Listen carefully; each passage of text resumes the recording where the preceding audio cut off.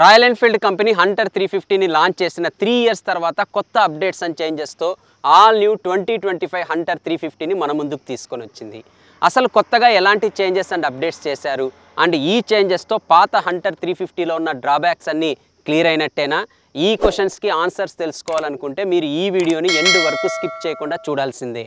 నేను ఈరోజు రివ్యూ చేస్తున్నది టాప్ వేరియంట్, అది కూడా లండన్ రెడ్ కలర్. అండ్ ఇక్కడ డిజైన్ పరంగా కొత్తగా చేంజెస్ విషయానికి వస్తే టాప్ అండ్ మిడ్ వేరియంట్లో ఇప్పుడు all LED head lamp provide చేశారు. అంటే డే టైమ్ రన్నింగ్ లైట్స్, అలాగే లో బీమ్, హై బీమ్ అంతా కూడా ఎల్ఈడిలో ఇవ్వడం అయితే జరిగింది. పాత హంటర్ 350లో మనకి హాలోజన్ బల్బ్ టైప్ ప్రొవైడ్ చేశారు హెడ్ ల్యాంప్, కానీ దీంట్లో ఎల్ఈడి లైట్ ఇవ్వడం వల్ల విజిబిలిటీ కూడా చాలా వరకు ఇంప్రూవ్ అయితే అయ్యింది. ఇంకా మిడ్ వేరియంట్లో వచ్చేసరికి రియో వైట్ అనే కొత్త కలర్ని ఇంట్రడ్యూస్ చేశారు. అలాగే టాప్ వేరియంట్లో ఇప్పుడు మీరు చూస్తున్న ఈ లండన్ రెడ్ కలర్తో పాటు టోక్యో బ్లాక్ కలర్ని కూడా కొత్తగా ఇంట్రడ్యూస్ చేయడం అయితే జరిగింది.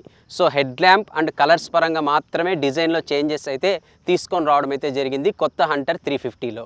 టాప్ అండ్ మిడ్ వేరియంట్స్లో ఎల్ఈడి టైల్ ల్యాంప్స్ ప్రొవైడ్ చేశారు. ఇండికేటర్స్ మాత్రం బల్బ్ టైప్ ఇచ్చారు. ఎల్ఈడి ఇండికేటర్స్ కావాలంటే అడిషనల్ యాక్సెసరీ కింద పర్చేస్ చేయాల్సి ఉంటుంది. ఇంకా నేమ్ ప్లేట్ దగ్గర కూడా ఎల్ఈడి లైట్ ఇచ్చారు. ఇది చిన్న విషయమైనా నాకు బాగా నచ్చింది, నైట్ టైం యూజ్ అవుతుంది. ఈ బైక్ ఎగ్జాస్ట్ సౌండ్ ఎలా ఉందో ఇప్పుడు వినండి.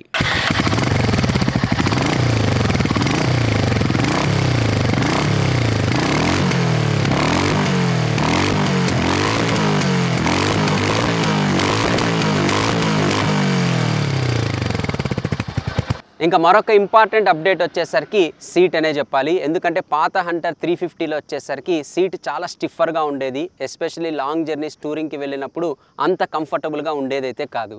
కానీ ఈ ప్రాబ్లమ్ని రాయల్ ఎన్ఫీల్డ్ కంపెనీ కొత్త హంటర్ 350లో సాల్వ్ చేసింది. దీనికోసం వీళ్ళు హై ఫోమ్ డెన్సిటీ ఉన్న సీట్ని యూస్ చేశారు. సో కుషనింగ్ కూడా బాగా ఇంప్రూవ్ అయితే అయ్యింది. అండ్ ఇంకా సీట్ హైట్ విషయానికి వస్తే దీంట్లో ఎలాంటి చేంజ్ అయితే లేదు. ముందు నుండి మనందరికీ తెలిసిన విషయమే, షార్ట్ రైడర్స్ కూడా పర్ఫెక్ట్గా సూట్ అవుతుంది హంటర్ 350. ఎందుకంటే సీట్ హైట్ చాలా కన్వీనియంట్గా ఇవ్వడం అయితే జరిగింది. ఈ బైక్ సీట్ హైట్ వచ్చేసరికి 790 mm.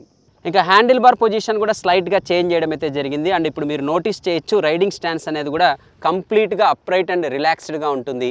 ఫుట్ పెక్స్ పొజిషన్ అయితే చేంజ్ చేయలేదు, ముందులాగే ఎగ్జాక్ట్గా సెంటర్లో ప్రొవైడ్ చేయడం అయితే జరిగింది. ఇంకా హంటర్ 350 ముందు నుండి కూడా పిలియన్ స్పేస్ అయితే లిమిటెడ్గానే ఉంటుంది. మరీ డిస్కంఫర్ట్గా అయితే ఉండదు కానీ, బట్ లిమిటెడ్ స్పేస్ మాత్రమే పిలియన్కి ఉంటుంది. అండ్ ఇక్కడ మీరు నోటీస్ చేయొచ్చు, split type grab rails provide చేశారు. ఒకవేళ మీరు పిలియన్ సీటింగ్ కంఫర్ట్ కోసం కూడా బ్యాక్ రెస్ట్ కావాలనుకుంటే అడిషనల్ యాక్సెసరీ కింద పర్చేస్ చేయాల్సి ఉంటుంది.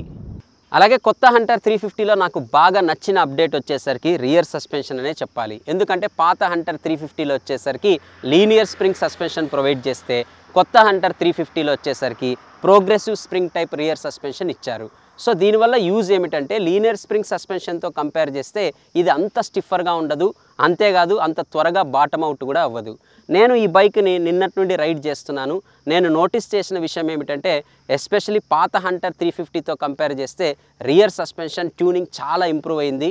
కంప్లీట్లీ సాఫ్ట్గా ఉందని నేనైతే చెప్పను కానీ, బట్ గుంతల్లో వెళ్ళినప్పుడు కానీ, స్పీడ్ బ్రేకర్స్ దగ్గర కానీ, లేదా టఫ్ రోడ్స్లో అయితే కానీ ఎక్కడా మీకు సస్పెన్షన్ ఇంతకు ముందులాగా స్టిఫర్గా అయితే అనిపించదు. అంతేకాదు పాత హంటర్ 350తో కంపేర్ చేస్తే కొత్త హంటర్ 350లో మనకి గ్రౌండ్ క్లియరెన్స్ కూడా 10 mm వరకు ఇంక్రీజ్ చేయడం అయితే జరిగింది. సో ఇవన్నీ కూడా ఖచ్చితంగా కొత్త హంటర్ 350కి బిగ్గెస్ట్ పాజిటివ్స్ అని చెప్పచ్చు. మరొక చేంజ్ వచ్చేసరికి ఇప్పుడు కొత్తగా అసిస్టెంట్ స్లిప్పర్ క్లచ్ ఇవ్వడం అయితే జరిగింది. మీలో చాలామందికి తెలిసే ఉంటుంది, ఈ స్లిప్పర్ క్లచ్ వల్ల యూజ్ ఏమిటంటే ఎప్పుడైతే మనం గేర్స్ని డౌన్ షిఫ్ట్ చేస్తామో అప్పుడు రియర్ వీల్ అనేది లాక్ అవ్వకోకుండా చూస్తుంది. అంతేకాదు క్లచ్ ఆపరేషన్ కూడా చాలా లైట్ అండ్ స్మూత్గా ఉంది. సో పాత హంటర్ 350తో కంపేర్ చేస్తే ఇది మీరు ఖచ్చితంగా నోటీస్ చేస్తారు రైడ్ చేసేటప్పుడు. ఇన్ఫ్యాక్ట్ నేను కూడా ఈ బైక్ని హైవేస్లోనే కాకుండా సిటీ ట్రాఫిక్ కండిషన్స్లో కూడా రైడ్ చేయడం అయితే జరిగింది నిన్నటి నుండి. అండ్ ఎక్కువగా గేర్స్ మార్చేటప్పుడు కూడా నాకు క్లచ్ అనేది ఎక్కడ హెవీగా అయితే అనిపించలేదు. Front and back 17 inches alloy wheels with tubeless tyres ఇచ్చారు. అలాగే ఫ్రంట్లో 300 mm, బ్యాక్లో 270 mm డిస్క్ బ్రేక్ ప్రొవైడ్ చేశారు. ఇంకా దీంట్లో డ్యూయల్ ఛానల్ ABS కూడా ఉంది. బ్రేకింగ్ ఓకే, బట్ ఎక్సలెంట్ అయితే కాదు. ఇక నెక్స్ట్ కొత్త అప్డేట్ ఆర్ చేంజ్ గురించి మాట్లాడే ముందు నా రైడ్ ఎక్స్పీరియన్స్ కూడా మీతో షేర్ చేసుకోవాలి. పాత హంటర్ 350లో ఉండే ఇంజనే ఎగ్జాక్ట్గా దీంట్లో కూడా ఇవ్వడం అయితే జరిగింది. ఇది 349cc air oil cooled engine. ఇది 20.2 bhp పవర్ని అలాగే 27 Nm టార్క్ని ప్రొడ్యూస్ చేస్తుంది. 30 to 40 కిలోమీటర్స్ స్పీడ్ వరకు మీకు పవర్ డెలివరీ లీనియర్గానే ఉంటుంది. కానీ ఒక్కసారి 40 కిలోమీటర్స్ మార్క్ దాటిన తర్వాత ఫుల్ పికప్ అందుకుంటుంది. ఎస్పెషలీ ఈ బైక్ యొక్క బిగ్గెస్ట్ స్ట్రెంగ్త్ అంటే టార్కీ నేచర్ అనే చెప్పాలి.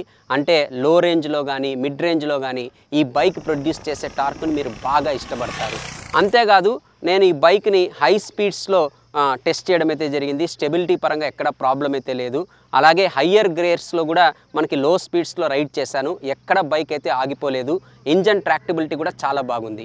అండ్ ఈ బైక్ స్వీట్ రైడింగ్ స్పాట్ అంటే 85 to 100 కిలోమీటర్స్ అని చెప్పచ్చు. ఈ స్పీడ్లో మీరు ఎంతసేపు అయినా ఎలాంటి ఇబ్బంది లేకుండా హ్యాపీగా క్రూజ్ చేయొచ్చు.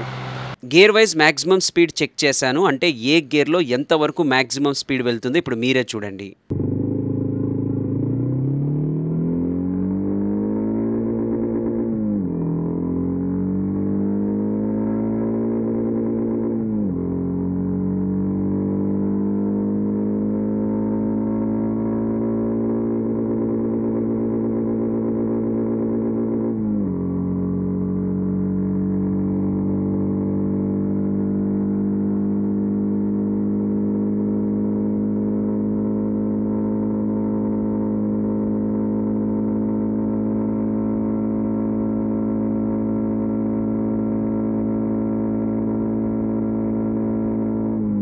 ఇక టాప్ స్పీడ్ వచ్చేసరికి 120 km/h. లిటరల్లీ అప్పటికే యాక్సిలరేటర్ పూర్తిగా ఎండ్ పొజిషన్కి వచ్చింది. సో అంతకంటే స్పీడ్ అచీవ్ చేయలేకపోయాను. హై స్పీడ్స్లో కూడా వైబ్రేషన్స్ పెద్దగా లేవు. ఇంజన్ స్మూత్ అండ్ రిఫైన్డ్గా ఉంది. హీటింగ్ విషయానికి వస్తే నేను ఈ బైక్ని చాలాసేపు షూస్ లేకుండా హయ్యర్ స్పీడ్స్లో కంటిన్యూస్గా రైడ్ చేశాను. ఇంకా ట్రాఫిక్లో కూడా రైడ్ చేశాను. నాకు ఇంజన్ హీటింగ్ పరంగా ఎక్కడా మరీ అన్కంఫర్టబుల్గా అనిపించలేదు. ఇక ఫీచర్స్ విషయానికి వస్తే ఈ బైక్లో సెమీ డిజిటల్ ఇన్స్ట్రుమెంట్ క్లస్టర్ ఇచ్చారు. అండ్ ఈ ఇన్స్ట్రుమెంట్ క్లస్టర్లోనే LCD డిస్ప్లే డిజిటల్ స్క్రీన్ ఇవ్వడం అయితే జరిగింది. స్క్రీన్ సైజు చాలా చిన్నగా ఇచ్చారు. కాకపోతే ఇంకొంచెం బెటర్గా పెద్దగా ప్రొవైడ్ చేసింటే బాగుండి అనిపించింది. అది పక్కన పెడితే స్పీడోమీటర్ మనకి అనలాగ్లో చూపిస్తుంది. టాకోమీటర్ అయితే ఇవ్వలేదు. ఈ డిజిటల్ డిస్ప్లేలో వచ్చేసరికి ఓడోమీటర్, ట్రిప్ మీటర్, ఫ్యూయల్ లెవెల్తో పాటు గేర్ పొజిషన్ ఇండికేటర్ని మనం చూసుకోవచ్చు. అండ్ ఈ ఇన్స్ట్రుమెంట్ క్లస్టర్ యొక్క సెట్టింగ్స్ని మార్చుకునే స్విచ్ వచ్చేసరికి లెఫ్ట్ సైడ్ హ్యాండిల్ బార్ మీద ప్రొవైడ్ చేశారు. స్విచ్చెస్ యొక్క బిల్డ్ క్వాలిటీ కూడా టాప్ లెవెల్లో ఇవ్వడం అయితే జరిగింది. అంతేకాదు పెయింట్ క్వాలిటీ కూడా చాలా బాగుంది. ఈ విషయంలో అయితే రాయల్ ఎన్ఫీల్డ్ కంపెనీ ఎక్కడా కాంప్రమైజ్ అవ్వలేదు. అంతేకాదు కొత్త హంటర్ 350లో ఇప్పుడు కొత్తగా మిడ్ అండ్ టాప్ వేరియంట్స్లో వచ్చేసరికి ట్రిప్పర్ నావిగేషన్ పాడ్ని డిఫాల్ట్గా ప్రొవైడ్ చేయడం అయితే జరిగింది. ఇది TFT స్క్రీన్ డిస్ప్లే కలిగి ఉంటుంది. సో మీరు రాయల్ ఎన్ఫీల్డ్ యాప్ని డౌన్లోడ్ చేసుకొని మీ స్మార్ట్ ఫోన్తో కనెక్ట్ అయితే ఈ టర్న్ బై టర్న్ నావిగేషన్ని అలాగే కాల్ అలర్ట్స్ని ఈ ట్రిప్పర్ నావిగేషన్ పాడ్ మీద చూసుకోవచ్చు. రాయల్ ఎన్ఫీల్డ్ కంపెనీ కొత్త హంటర్ 350ని 3 వేరియంట్స్లో ఆఫర్ చేస్తోంది. ఈ వేరియంట్స్ మధ్య డిఫరెన్స్ ఏమిటి, ఏ వేరియంట్ తీసుకుంటే బెస్ట్, అలాగే అడిషనల్గా ఏ యాక్సెసరీస్ని పర్చేస్ చేయాలనే దాని మీద నేను ఒక సపరేట్ వీడియో చేస్తాను. సో చూశారు కదా, పాత హంటర్ 350తో కంపేర్ చేస్తే rear suspension, seating comfort, ground clearance అలాగే హెడ్ ల్యాంప్ విజిబిలిటీ బాగా ఇంప్రూవ్ అయితే అయ్యింది. అలాగే కొన్ని ఫీచర్స్ కూడా యాడ్ చేశారు. సో ఖచ్చితంగా ఇవన్నీ కొత్త హంటర్ 350లో బిగ్గెస్ట్ పాజిటివ్స్ అని చెప్పొచ్చు. అంతేకాదు ముందు నుండి కూడా హంటర్ 350 మోస్ట్ అఫోర్డబుల్ బైక్ అని చెప్పొచ్చు ఈ సెగ్మెంట్లో. సో ఇవన్నీ కన్సిడర్ చేస్తే మరింత మంది బైక్ లవర్స్ని ఇప్పుడు హంటర్ 350 అట్రాక్ట్ చేస్తుందనే దాంట్లో ఎలాంటి సందేహం అయితే లేదు. అలాగే మీరు ఈ bike exact on road prices గురించి తెలుసుకోవాలన్నా లేదా ఈ బైక్ని టెస్ట్ రైడ్ చేయాలనుకున్నా అనంతపురంలో ఉన్న Thumbs and Threads Automotives Royal Enfield షోరూమ్ని కన్సల్ట్ అవ్వండి. నేను షోరూమ్ డీటెయిల్స్ని కూడా వీడియో డిస్క్రిప్షన్లో ప్రొవైడ్ చేస్తున్నాను. అండ్ ఈ వీడియో మీకు నచ్చినట్లయితే లైక్ చేయడం, షేర్ చేయడం మర్చిపోకండి. మరొక వీడియోతో అతి త్వరలోనే మిమ్మల్ని కలుస్తాను. Until then, this is Vaibhav signing off. Bye bye.